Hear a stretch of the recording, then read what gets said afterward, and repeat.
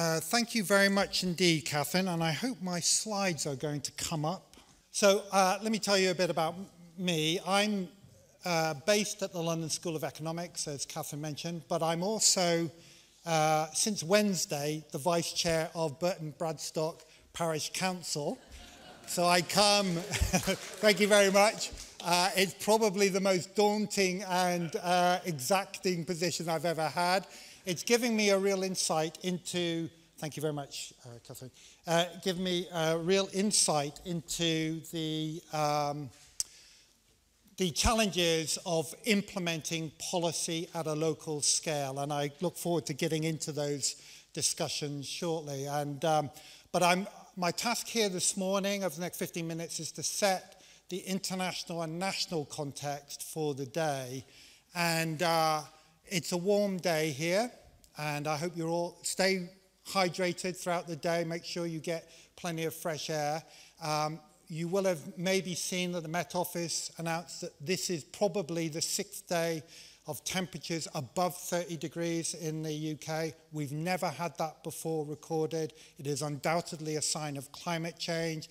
And although for those of us who are healthy, this might be pleasant, late post-summer boom, remember that this is the temperature at which you will start getting hundreds of deaths across the UK, including here in Dorset. It's a natural disaster by any measure of these things. We will see hundreds of people have died as a result of this heat. So the climate change crisis is here and it's now, and it's going to get worse until we get to net zero emissions as a world. It just gets worse from here until we get to net zero. And that should be the focus for our efforts. So I'm going to whiz through here the context. I apologize in advance. Some of the slides are a bit text heavy, but I've written them in the hope that afterwards the slides will be made available and you'll be able to look in more detail. So let's go through this. This is just to remind us of the context. The slide on the left is the US National Oceanic and Atmospheric Administration's summary of global weather extremes that happened in July. Lots of record temperatures around the world. On the right is the most recent figures from Copernicus, the European Satellite Earth Observation Service, showing that the 3 months of this summer are the warmest on record globally, right? By a very big margin. In fact, a frightening margin. And as other speakers have already mentioned, we are not doing enough to tackle the driving causes, which is global emissions of greenhouse gases. The slide on the left shows the most recent results for carbon dioxide emissions, the most important greenhouse gas, primarily from our burning of fossil fuels, showing that the projected emissions in 2022, this was a study that was published just in November of last year. There'll be an update in this November. It's showing that we're at record levels of greenhouse gas emissions. We are beginning to bend the curve, and our task is to get to peaking global emissions as soon as possible. On the right tells you who the biggest contributors are at the moment. China is by far the biggest annual emitter, followed by the US. India and the EU are now close together. Somebody else referred to the fact that the UK is responsible for less than 1% of emissions at the moment annually. That's completely true. But let me tell you that when I talk to Chinese policymakers and scholars, what they want to know is what we are doing to tackle climate change. They want to learn from us. They want us to set an example. Us making threats that we'll start dragging our feet unless everybody else does more is not going to work. Those kinds of threats are completely wrong. They don't work. We have to lead by example. They want to learn from things like contract for difference for renewables. Up until yesterday, we had a great story to tell. Yesterday, we dropped the ball very severely. We're going to have to pick it up and get better at our own domestic policy implementation. Progress on cutting global emissions we are behind schedule. We're nowhere on track for the Paris Agreement temperature goals. There's a very sizable gap between projected emissions for 2030 and what we know we would have to do to give ourselves a reasonable chance of limiting emissions to well below 2 degrees, which is the primary temperature goal, an even bigger gap to 1.5.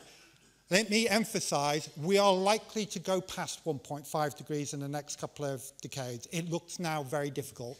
That is not a reason to give up on 1.5 degrees. There is nothing in the science that tells us it is now safe to go above 1.5 degrees. We're going to have to work very hard to bring emissions down so that we can bring temperatures down as soon as possible. And I'm afraid that's going to mean negative emissions, and that means technologies like direct air capture and carbon capture and storage. There is no way we're going to do it without those kinds of technologies, and we have to rethink our attitude towards that. You will have seen yesterday, perhaps late yesterday, the UN Framework Convention on Climate Change, the Secretariat, released the analysis of expert views that have been discussed through the UN over the last few months for the global stock take. It showed very clearly we are not on track. And I hope that will focus the minds of every single government that is going to the UN Climate Summit. And I hope that the Prime Minister of this country shows leadership and goes to the COP28 summit at the end of November. If he doesn't go, that is an absolute abrogation of leadership.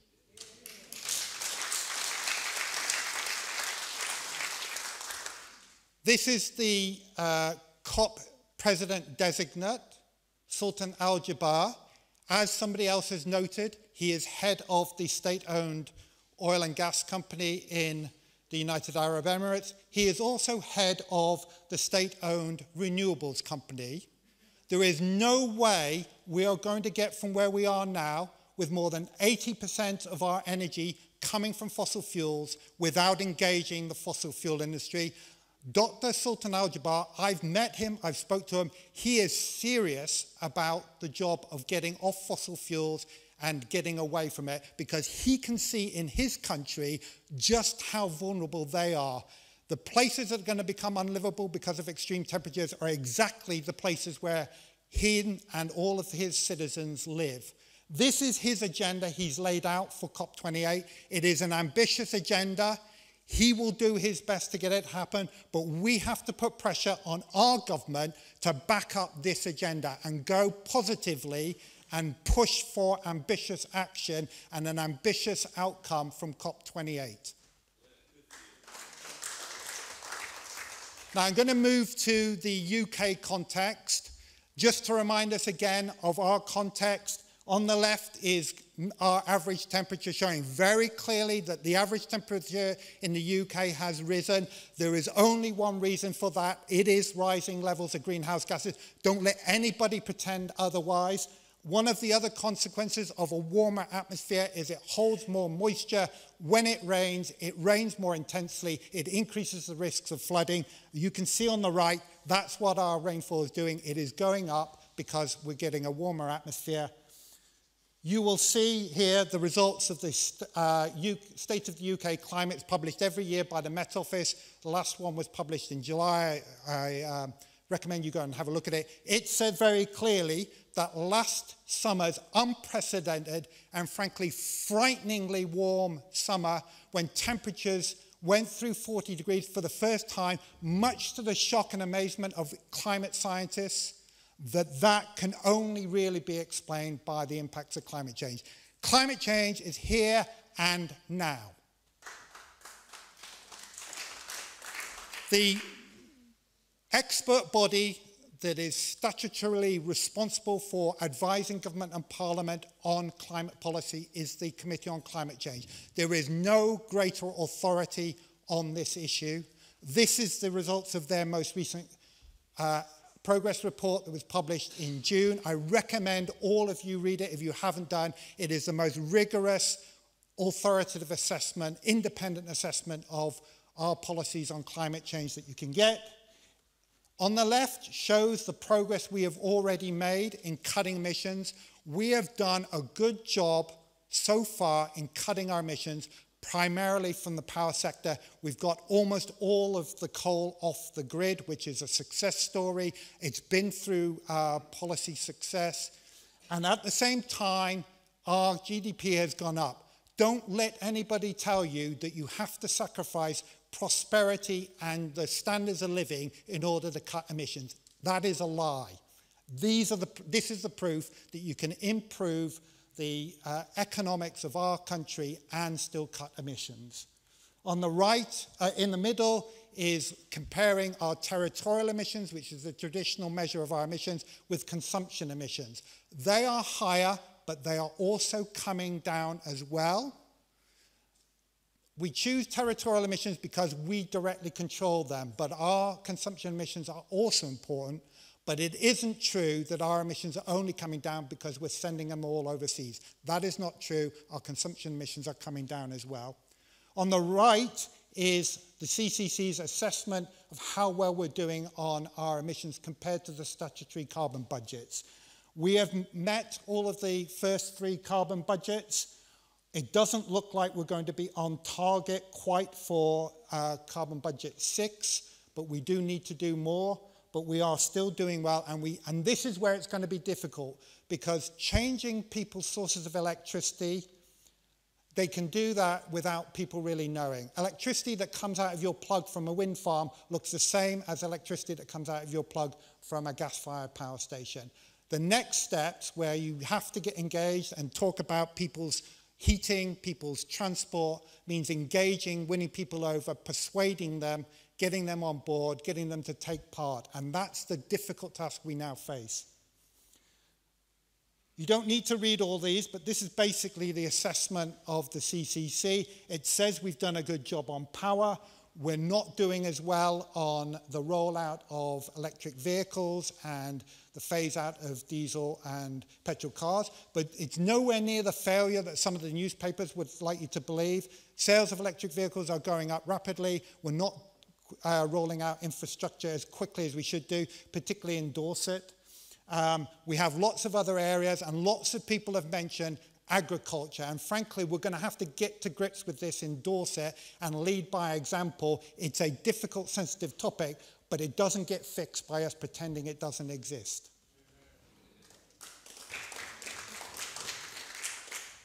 This report assessed the carbon budget delivery plan that the government was forced to publish in March of this year, following a High Court ruling that it had not abided by the Climate Change Act in publishing enough details about how it was going to implement the goals of the Act.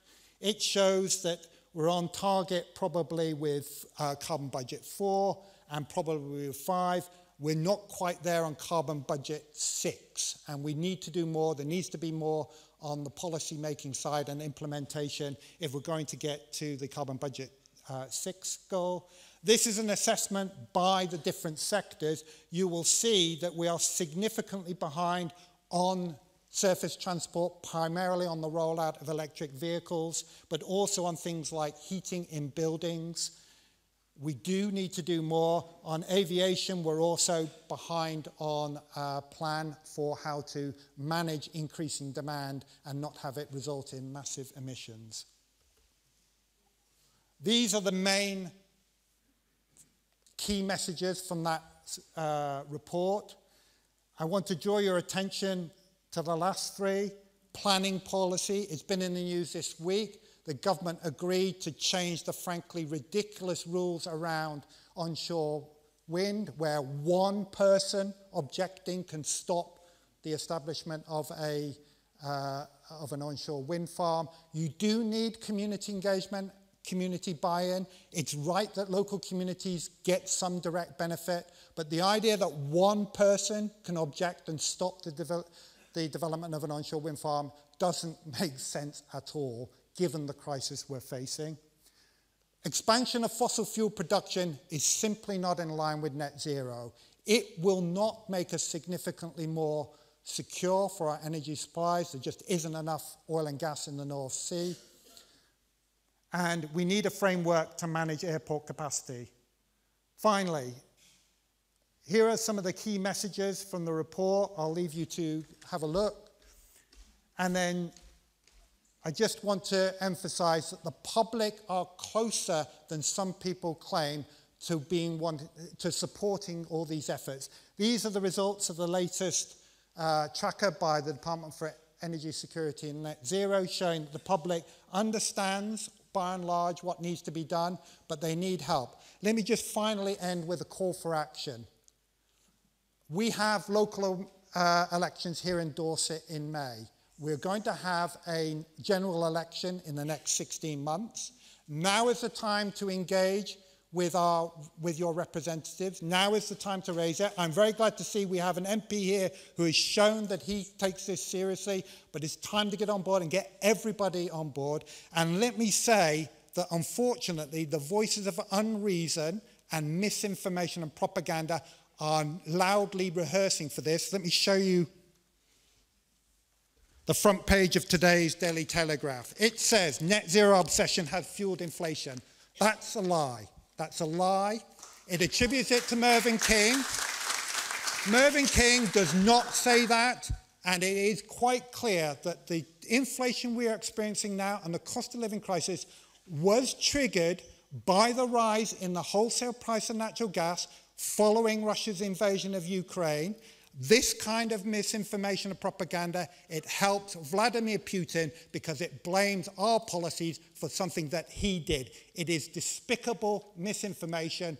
We have to fight it, and we have to get people to understand that this is a crisis that we all have to act on now. Thank you.